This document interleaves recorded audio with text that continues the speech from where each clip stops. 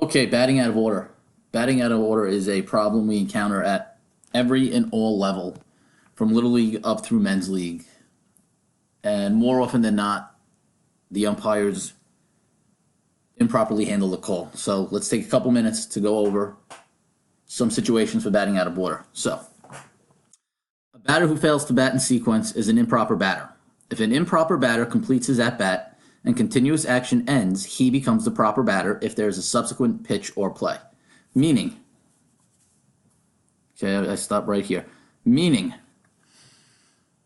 the batting order is B1, B2, B3, B4. The B1 is supposed to lead off. B2 gets in there, gets a hit, is on first. We know he batted out of order. There's a pitch to the next guy who's B3. The defense calls timeout, and they said they batted out of order. Well, it's too late.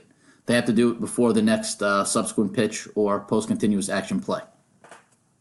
So, the new proper batter is the player listed in the slot after the legit batter, and a new sequence is then established. The team always has a slot at bat.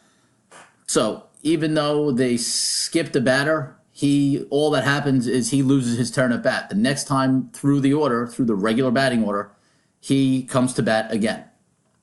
Had they appealed at the right time, it would be a different story. Had B2 batted out of order, and they called timeout before the next pitch, well, then that batting slot would have been out of order, not the guy who got the base hit.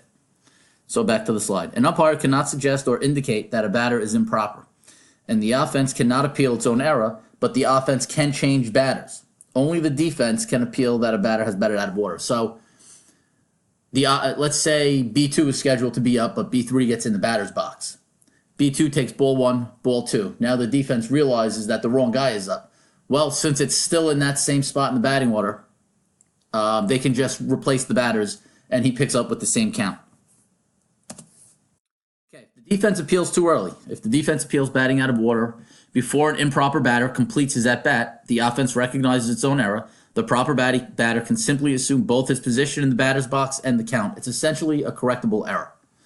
So as long as it happens while he's still in the box, everything is good. If the defense appeals at the correct time, if the defense appeals batting out of order after the improper batter has completed his at-bat and before the next pitch or post-continuous action play, then the following penalties are enforced. Okay. So the proper batter is called out. This out supersedes an out of the improper batter, and if such improper batter was not out and became a runner, he is removed from base. So B2 is supposed to be up. B3 gets in there, gets a base hit. B4 now steps in the batter's box. The defense appeals that they batted out of order. You agree. B2 was supposed to be up, so B2's spot in the batting order is now up, and B3 comes back into the batter's box and starts a whole new at-bat. Any runner who advanced because of the improper batter's batted ball or award must return to his time of pitch base.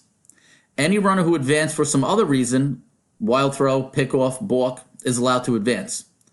Any runner who became out during continuous action must return to his base. His out is nullified. Any outs gained independently of the improper batter becoming a batter runner via a steal, a pickoff, etc. will stand.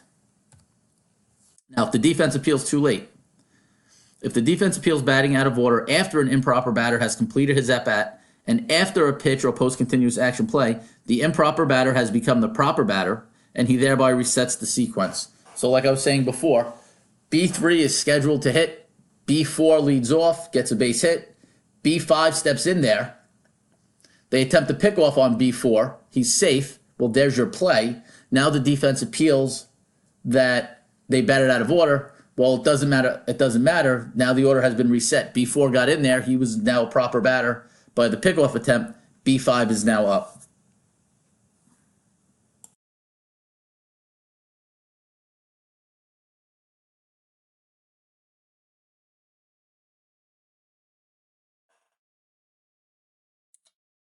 The most important thing with batting out of order is to analyze the books, understand when it's correctable, when it's not correctable, understand when it's the proper time, and when it's not the proper time to appeal. Again, all because batting out of order is an appeal, It has to be done before the next pitch or post continuous action play.